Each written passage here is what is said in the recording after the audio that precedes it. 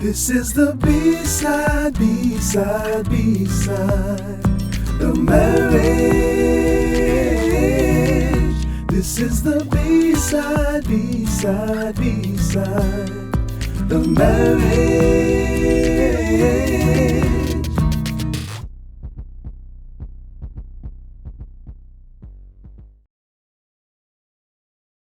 Hi, and welcome to another episode of the Bside of Marriage Podcast. I'm your host, Rashonda, and this is my husband and co-host, Jason.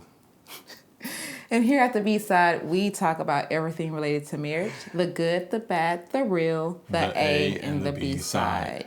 So if you're watching us on YouTube, please be sure to rate, review, comment, all the things you're supposed to do on YouTube. And if you're listening, please do the same. Because the more that you rate and review us, the more likely that other people can help find us. As well, follow us on Facebook at the Bside of Marriage and on Instagram at Bside of Marriage. Okay, so let's start it off with, first, thank you all for joining us again for another episode. We know last week was what are we calling, a rewind? Yeah, it was a rewind. Rewind. So we hope you guys enjoyed that. But life is calming down in some areas and ramping up in others. So, yep. But we're glad that you're here with us for this week's episode. It's going to be a good one.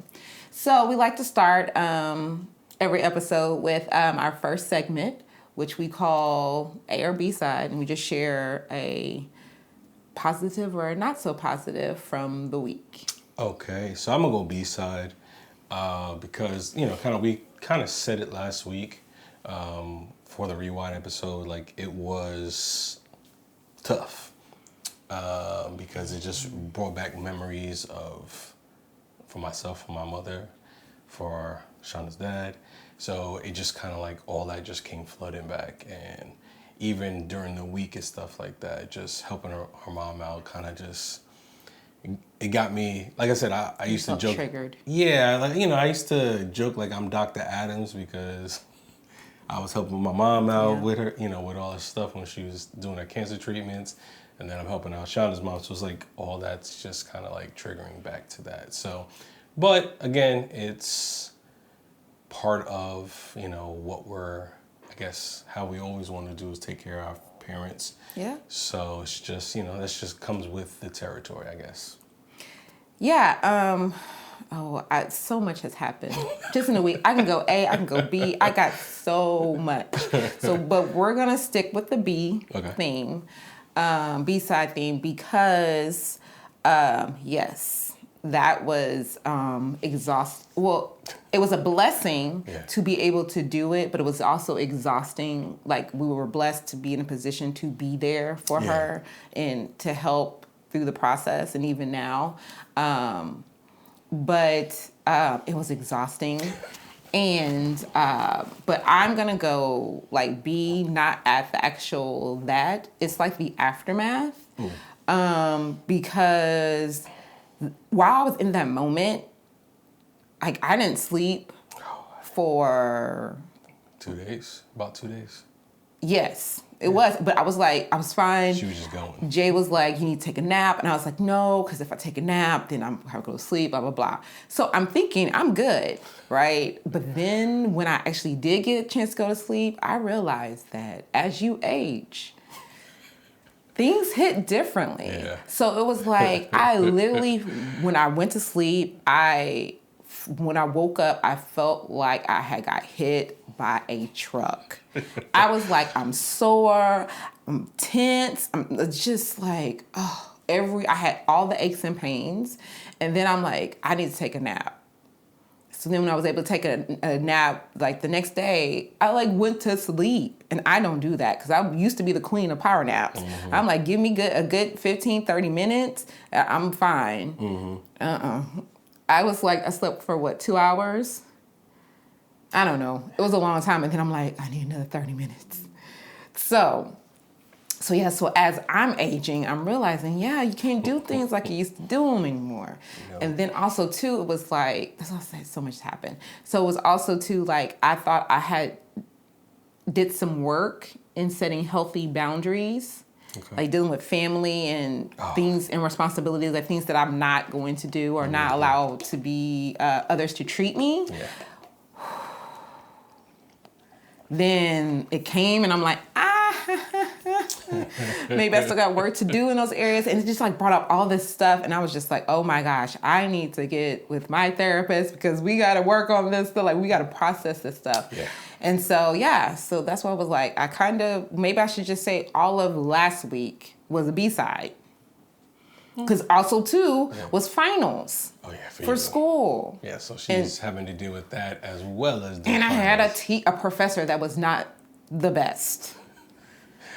So yes, all of that. It was a lot. So that's why I'm gonna go with it. So our next segment is the P2P share, where we share something we're listening to, reading, or watching. So since I went first, you go first like always. You mean since you introduced, because you have not gone? I'm talking about going first for the B-side. Oh, okay. I would say B-side, that's what I'm talking about. Well, it's fine. I'm ready this week. So like I was saying earlier, I could do an A or B side because last week was like all the things. But we were able to attend a book tour. Book signing tour, whatever, tour stop. And so my recommendation would be Marriage Be Hard by Kevin and Melissa Fredericks. They wrote a book and it just talks about like different aspects of marriage and how it can be hard, but they provide like some tools and resources to help you get through it. Yeah, they basically but at the end of each chapter, they give you things you guys can actually talk through. Different tools, not even tools, just how you can either introduce the conversation, how you can, just talk to your spouse, your significant other about it. So you guys can work on these things so you can get a better understanding. So there's no, I guess, not say tension, but so you don't have to guess about what it is. You get an understanding of where they're coming from because, like we said, we all have different experience that we grew up with, and we can assume that our spouse knows exactly what we're thinking, what we're feeling. Okay. So, and these questions help to, kind of drive the conversation if you don't know how to, have those words to drive it. So.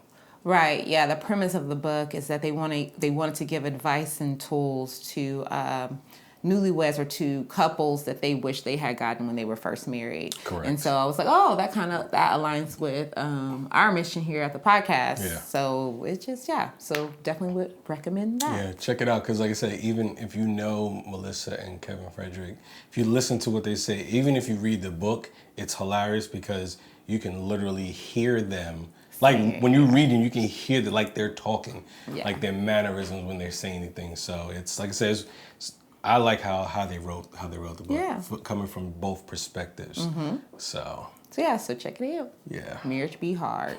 All right, so we're going into what we're going to talk about today. I don't have a title. I was going to say you're on deck for this. Yeah. I don't have a title. I've been trying to figure out a title for a little while, but I'm just going to go into it because we'll figure out a title later. So okay. So let me pull up my notes real quick. Okay, so I'm gonna give you a little story. So story time. So when we got married, just before we got, when we got engaged, I was actually working remotely from New York in Texas, and at the end of that year, lost my job. Company got bought out, and so they laid people off. And then I found another job, actually found 2 jobs, and I worked those 2 jobs for the entire year that we was saving money to pay off for our wedding. Mm-hmm.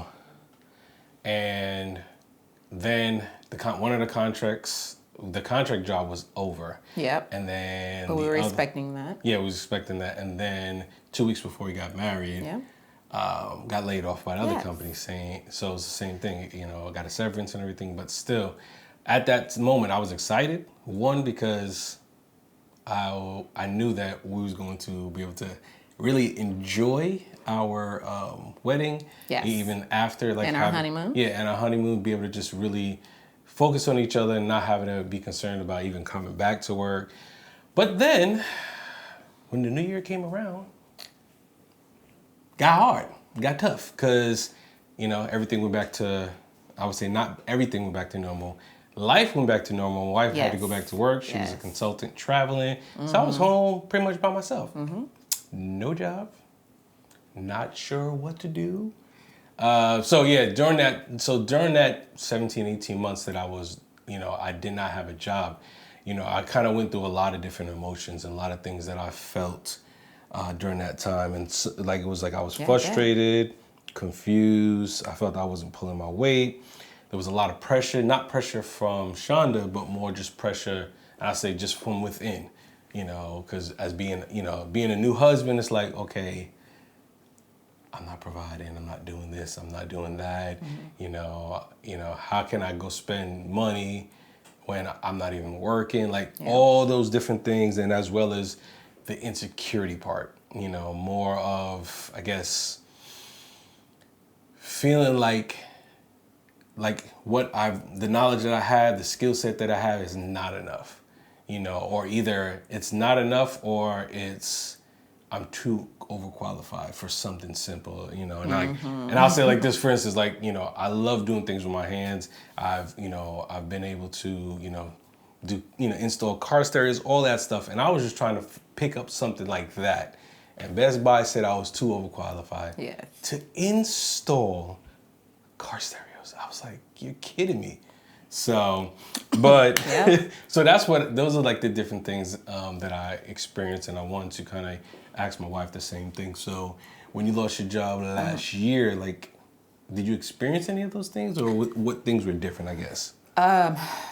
Yes, definitely did that. But I think I came from the perspective of I kind of place my worth, my value with my job. Yeah. So without having a job, I felt like I didn't have any value.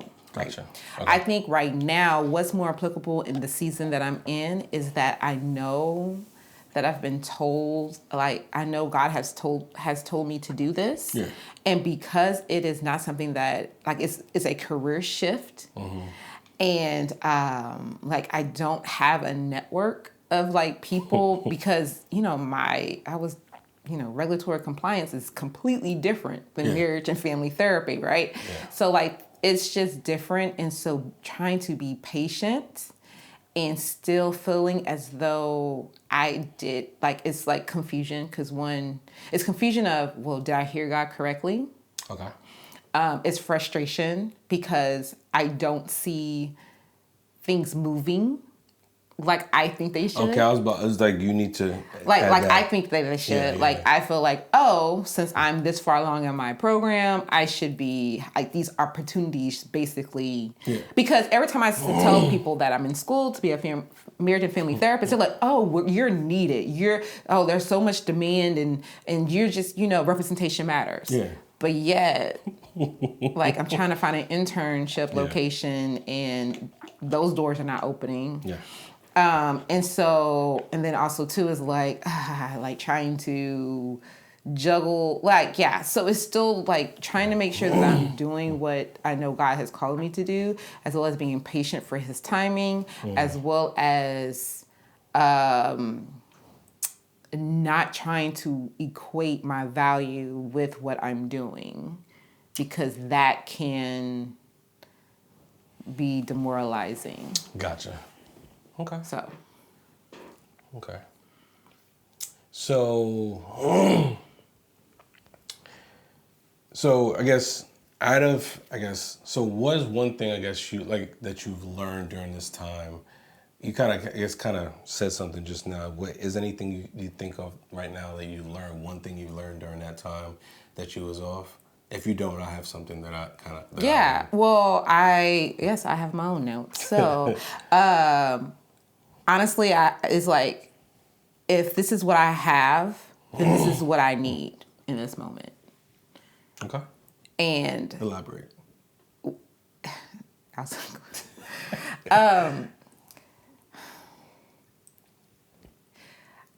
I spend a lot of time, I shouldn't say I think society gives us all these wants. Okay. We rarely, as a society, differentiate between our wants and our needs because we always tend to put more priority on our wants Than our needs. Correct. And God has shown me over and over again that He is taking care of my needs. Okay. And that whatever He's taking care of now, that's the only thing I need to worry about. Like, I'm like, oh, I want, like, I want this to be a smooth transition. I want this to be easy. Mm-hmm. But He was like, I need you to just stick to the plan. Correct. And do what I'm telling you to do. Mm-hmm. Also, this season has taught me that literally, daily, I have to submit to God and be like, okay, so what is my next step? Okay. For today. Okay. And that freaks me out. Okay. Because I'm used, okay, so I'm a planner. Yeah. And so as long as I know, oh, okay, this is only going to be for the next 3 months, then I can plan the 3 months. I'm like, okay, so in this 3 months, I'm going to do this, I'm going to do that, and I'm going to get this done. And then I'll know what's going to happen in 3 months. We'll be on to the next thing. Yeah. That's not how it works. Mm-hmm. So it's very hard to, so the Bible says you have to take every thought captive and hold it true to God's promises. Well, there's a lot of thinking. I spend a lot of time in my head. Mm-hmm. And to have to take every single thought, every single day, when we have over 3,000 or so thoughts, that's exhausting. And but it's like literally like every day it's like, okay, so what would you have me to do? Like, what do you need me to do, Lord? Because I want to do this and this and this. Yeah. But it goes back to the wants versus needs. I may want to do something, but what do I need to do? Okay, so let me ask you this. So do you feel that sometimes, like, the delay of something that you, I guess, want, I guess, I'm saying, like, for your, you say you want to be able to find this job, all this stuff. Is God protecting you from something He has for you? Apparently He has to be. Like, okay, so let's just go back to when I was laid off. Yeah. I had no idea. So I complained about that job. Yeah. And I would have stayed in that job until they laid me off. Yeah. Which is what they did. Correct. And it wasn't that I was a bad employee. I knew what it was. I worked hard. And that's why I equated my value. So I'm like, how are they going to lay me off? I do a lot for them. So I didn't understand that because I thought there was a certain point where I was going to leave. Yeah. But I was like, when I get to that point, I can leave because that way it would be a smoother transition. Yeah. It wouldn't be from unemployment to the next phase. And God, instead of, you didn't take the opportunity to hear God and say, move now. Well, He was telling me to move now, but I was being disobedient. Yeah, and then God said, so what? God was like, okay, here we go. I'm going to push out. Yeah, I'm going to push you out. He pushed me out. So then I'm like, okay, so maybe I should listen to God. So you started the process of going back to school? I went back to school. And, marriage and family therapy. Yep. Great. So now I'm like, Lord, I'm following your plan. Why are these other opportunities not, okay, we do marriage coaching. So I'm like, oh, this is great. Perfect opportunity. Perfect. We're doing marriage coaching, and I could do school, and everything's along the same philosophy, and this is going to be great. This is going to be smooth sailing. Yeah. It has not.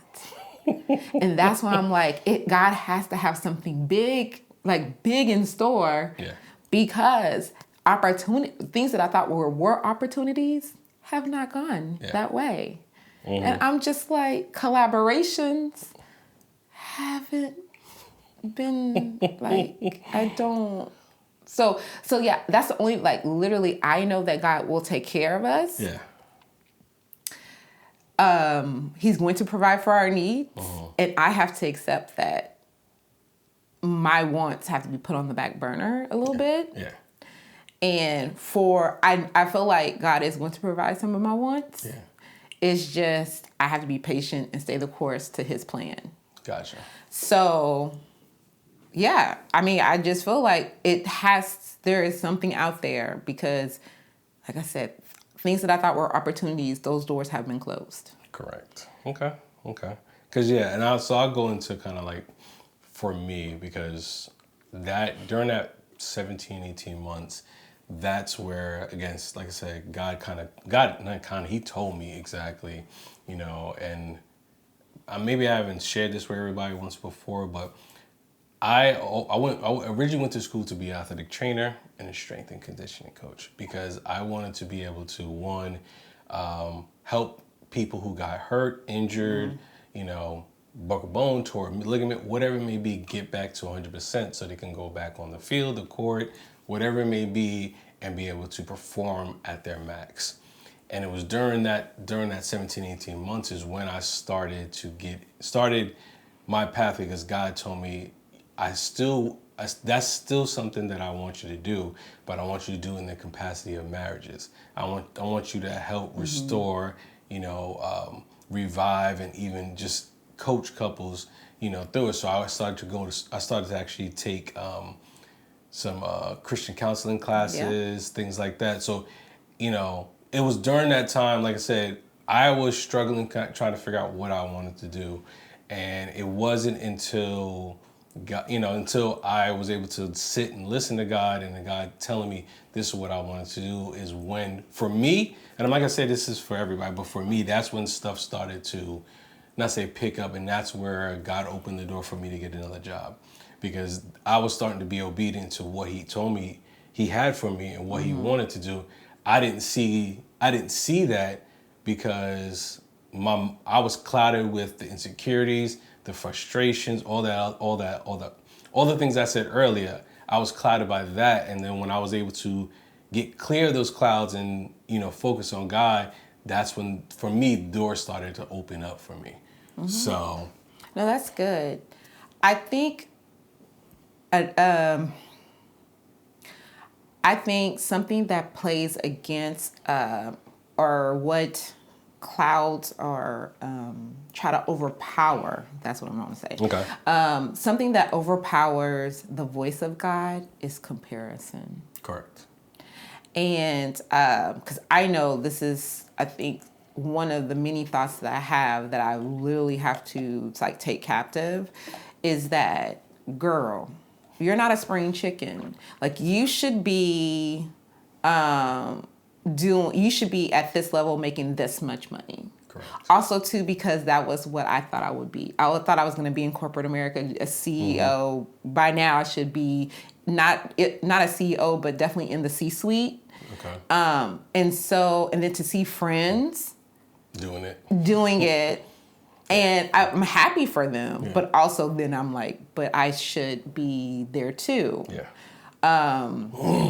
Then it's like, even for people who are in my program, it's like, oh yes, well I already have my internship location. I already have that. Oh, hours? I'm racking them up. Like, and I'm just sitting over here like, oh, Lord, don't forget about me. Yeah.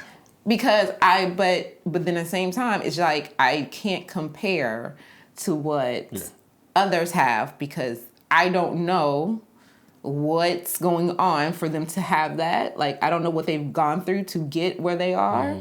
I don't know what sacrifices they had to make. Correct. Because whatever they sacrifice, I might not be willing to sacrifice. Like, well, I'm just saying, like, if it's because, like, for example, they could be easily progressing because they're getting these hours because they are sacrificing time with their family. Correct. So I don't know what they're doing. I don't even know like if they're working while doing this. Like there's so many variables. So I can't compare my journey with theirs. Correct. Because it's mine. And then it's one thing. So even so I'm trying to get back into fitness and do something before my birthday. So anyway, I'm like working, like walking and jogging outside. I see people like I see we're blessed to be in a very nice neighborhood. Yeah. So I see people's backyards and I see, oh, they have a pool. Oh, they got an outdoor kitchen. Oh, I literally can see them meeting with contractors for, they're putting something else up and they're doing that. And then I go home and I'm like, I am blessed to be in this house. And then I'm like looking around, I'm looking at all the projects that I want to get done, but it's about timing. Correct. Like I can't move I can move outside of God's timing for me, but then am I really willing to make that sacrifice? Correct. So, and then kind of when I said earlier, it's like about this sometimes delays protection. I kind of feel that sometimes God slows us down if we don't listen to what he tells us. Amen. So if, and I'm going to take it not in the context of how we've been just talking about it. Okay. It's just for, like, it can be for somebody who just works, always out the house, he has a family, but he's always working. And God tells him, okay, I need you to slow down, come back home with your family, spend more time with them. Then, they have a health issue. Mm-hmm. So then they're out, they had to work for, a few weeks, and then it's like they go right back to it. But God literally said, listen, not say you got the health issue because of that, but God's trying to tell you something that I need you to slow down. So that's, to me, that's kind of how I equated that, he's trying to protect us. There's something he's trying to show us. He's trying to tell us that we need to slow down and hear and see, because he's trying to take us in a certain direction. So, and then something else I want to add is like, when you're talking about the comparison is what God has for you, nobody can take from you. Yeah, you may have to wait a certain amount of time, a time frame that you may not know, but the simple fact is what God has for you, it's for you, and we, like I said, and I'll say not we, I'll say myself, oftentimes if I get impatient, I try to do stuff myself. And trying to do stuff myself and saying, I think God told me to do this. And then I do it and the fruit doesn't come from it. The fruit out of it is not exactly what I expected. Mm-hmm. So I'm just basically spinning my wheels doing something instead of saying, okay, wait, let God tell me, okay, this is the direction I can go. This is the direction he wants me to go, instead of trying to do it myself. So. Yes, and to that point, just because you don't have what you think that you should have or what you see others have, doesn't mean that what God has for you isn't great. Correct. Like you have to, like you said, just be patient. Yeah. It's like what faith without works is dead. So while you're waiting and trusting in God, do the work, do what He's telling you to do what He's telling you to. Because God is going to fulfill His promises. Correct. So, in the meantime, work on yourself. If it's like something like if you feel like your marriage is not where God said it will be, then do your work now. Then work on yourself if you can, because you can't change your spouse. Yeah. So do your work and know that God, like, I'm doing the work on myself. I'm working on my patience. I'm working on my communication. I'm working on the way that I am showing up in this marriage, so that God can God can multiply that effort and answer your prayers. And so He's going to do it. It's just a matter of His timing, which is something that I'm definitely learning in this season. Like, it's His timing. Yeah. He has slowed me down to the point where I'm like, I don't like being in school. I don't like the papers and the research. I don't like that. I do not. So I even was like, I'm just going to have one semester where I'm going to just take a whole bunch of classes, knock it out. And then I'm like, wow. I'm not gonna do it. Well, I was like, I can't. I like literally this past quarter showed me, girl, you're not built for this. And I was like, but then why would I do that? Like, there is a reason why God has me at this pace. So. And every time I try to get out of line, things don't work out. But, and I want to add in there because that was kind of my next point is we try to make plans, but God's plan is better than ours. We always try to make plans, just like you said. Like you was like, I'm gonna do that, and then God's like, nope. I need you to slow down. I need you to pull back. So, and that's what I think. I think the pressure from other people would put us out of the pace of God. Yeah. So because it's like, oh, they're doing this, I got to do this, or I feel like I should be this. I should be at this point in my life. I'm going to do all these things to try to get me there. And by creating my own pace, takes me out of alignment to what God has for me. So then either I'm like, I don't want to be like the children of Israel. I don't want to be in the wilderness for 40 years. Yeah. So I just have to stay in God's pace. Yeah. So I just came up with an analogy that, again, I don't watch NASCAR. But when you were saying that, it's like in NASCAR, they have a pace car in the front. Yes. Cars cannot go past that car until they let them know. So I forget, I guess it's a flag they send that everybody can go. You can start going. So that's how God wants us to be. Until he tells us to go, he wants us to follow his pace. It's not for us to be the pace setter. Yes. We have to wait for God to be that pace car. And then when he says, okay, now I want you to go, then that's when it's time for you to go. Yes, and another sport is like even with running.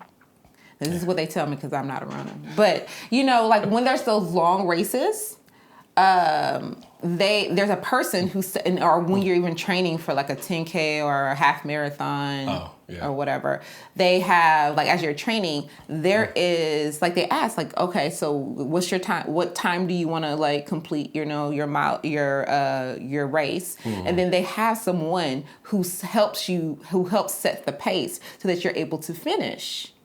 Within your range. So they're basically helping you train exactly. to get to the pace. To get to the finish line. Yeah. And so it's like, so if you go to, like, if you're like training with this person and you're like, your pace is off. Like, you're going too slow. Yeah. I'm not going to finish. Then, like, there's rarely, I don't know of any people who actually, like, will pass the person who's setting the pace. No, because if you do, you're gonna burn out too soon. Yeah, like and you won't finish. Exactly. That pace setter is setting that how fast you want to go. Setting you up for success. Yeah, basically, setting you up for success. You have a goal in mind that you want to get to. If you want to do an 8-minute mile, you're gonna if you try to run a 7-minute mile when it's 8. Like you're always gonna be off, and you're always gonna burn out. You're gonna burn out, and you're not gonna be able to finish the way you want to finish. So, or you're gonna have to stop and walk, and then you'll finish the race. You'll achieve your goal, but so much slower. Yeah. If you would have just stayed on pace. Yep. And so that's what's like. Yeah. So let God set the pace, and you gotta just follow that pace. It's not easy. Yes.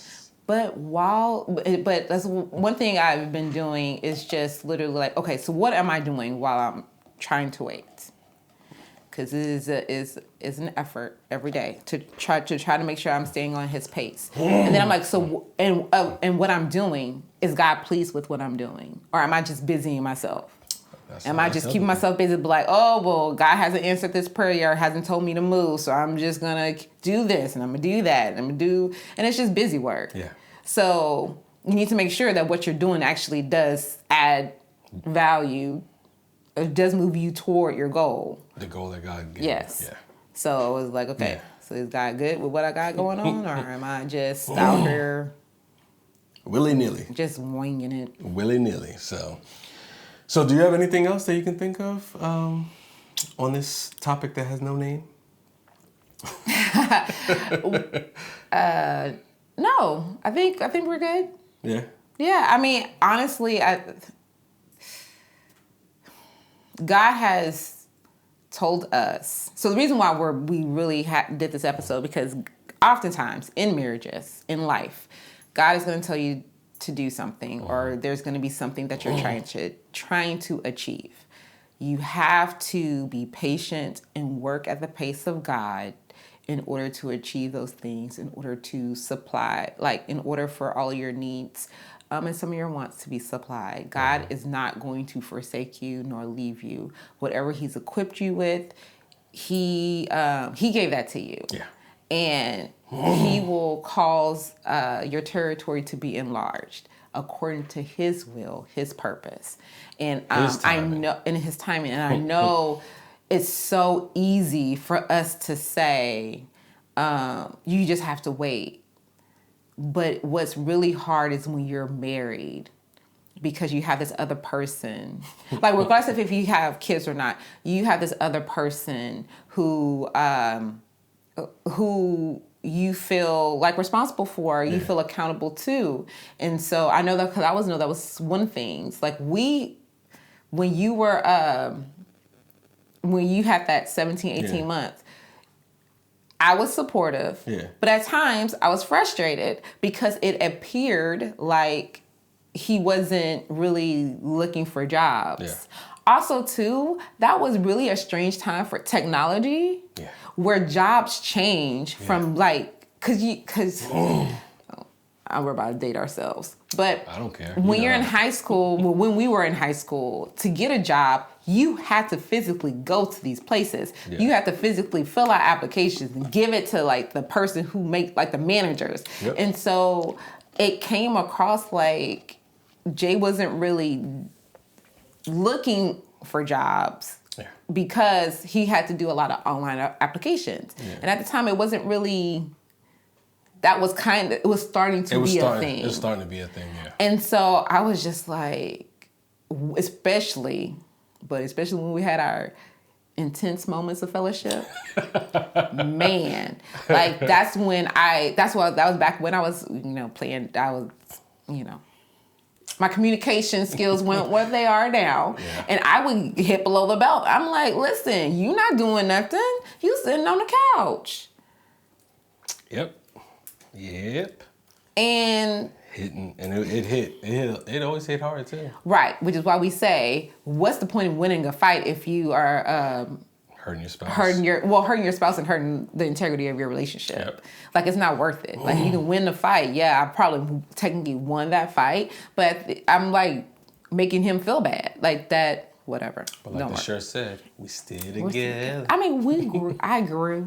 I understand. So yeah, but it's just like, it's not, I mean, although we're saying it and we may seem like, sure, you're just going to wait on the Lord. But no, like we are truly, even now, like in different areas of our lives, we're waiting on God because every time we try to do it at our own pace, it's not working out. We always fall on our face. And I'm saying it's like that. We fall on our face. And then what God has for us, it has been much more. Yeah. So that's why it's kind of, yes, it's frustrating to have to wait. And you can get impatient in that waiting. Yep. But then I'm like also excited, like anticipating what it is that God has for us. Correct. In those areas, because it's going to be better than anything that we can imagine. So yeah. So I guess I don't really have an advanced marriage yet, but just something just came to me. So if you're currently in a transition for if it's work or if you're feeling like God is moving you into a different area, one of the things I would say is to really sit down and talk about this with your spouse. Let them get an understanding of, what you're feeling, what you feel God is telling you to move, and then bring it to God. I would say, before bringing it to God, write it down, make it plain. I would say, on a piece of paper, on your phone, in your notes, talk about it with your spouse, and then put it in God's hand. Let God, put those things that you want, that direction that you feel like he wants you to go. Let him direct that and put you on the path of, giving him glory for everything. Yep. So I don't like being out of control. I don't like being like, we just had to have this very vulnerable conversation. Yeah. Because I don't like being out of control. I don't feel grounded in things.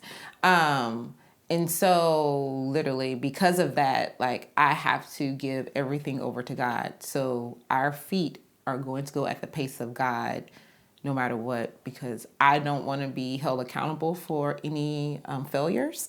Okay. No, that makes sense. So yeah, so it's just have that, be vulnerable with your spouse,